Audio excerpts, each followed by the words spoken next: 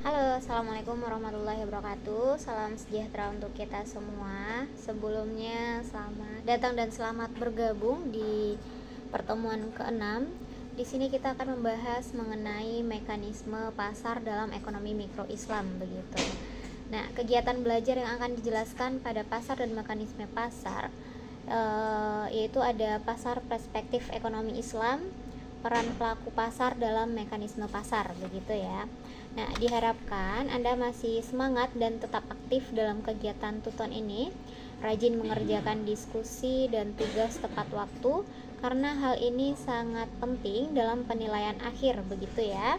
Nah, semakin Anda aktif, maka nilai Anda akan semakin baik, begitu. Jadi, jangan lupa tetap membaca buku modul BMP Pengantar Ekonomi Mikro Islam dan perhatikan batas waktu pengerjaan diskusi dan tugas, begitu ya. Nah, capaian pembelajaran umum Anda mampu menjelaskan mekanisme pasar dalam ekonomi mikro Islam.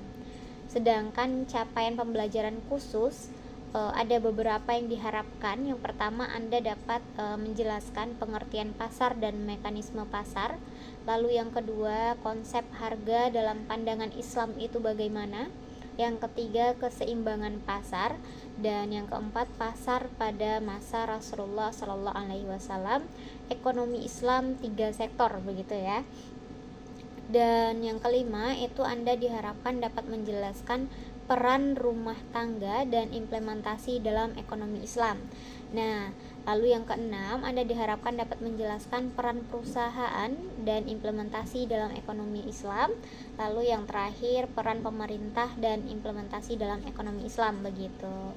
Nah, secara ini, pasar tidak hanya diartikan sebagai tempat berinteraksi secara langsung antara penjual dan pembeli, namun transaksi jual beli juga dapat dilakukan tanpa adanya interaksi secara langsung.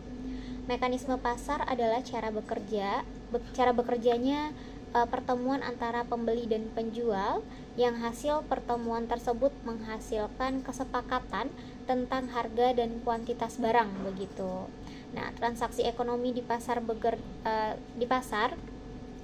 bekerja berdasarkan mekanisme harga, mohon maaf. Nah, agar transaksi memberikan keadilan bagi seluruh pelakunya, maka harga juga harus mencerminkan keadilan. Dalam pandangan Islam, transaksi harus dilakukan secara sukarela dan memberikan keuntungan yang proporsional bagi para pelakunya, begitu. Nah, konsep harga yang adil telah dikenalkan oleh Rasulullah Sallallahu Alaihi Wasallam, yang kemudian banyak menjadi bahasan para ulama di masa kemudian, begitu. Nah, ada 3 pokok bahasan yang akan disampaikan dalam modul ini. Kegiatan belajar pertama akan dibahas pasar dan mekanisme pasar. Terus sedangkan pada kegiatan belajar 2 akan dibahas mengenai pasar perspektif ekonomi Islam. Dan yang ketiga, kegiatan belajar 3 akan membahas mengenai peran pelaku pasar dalam mekanisme pasar, begitu. Nah, mungkin ini saja secara singkat video sapaan saya untuk sesi 6. Semoga Ananda semua tetap sehat dan semangat mengikuti kelas ini sampai akhir. Mungkin kita bakal berjumpa di sesi berikutnya, begitu ya. Terima kasih. Assalamualaikum warahmatullahi wabarakatuh.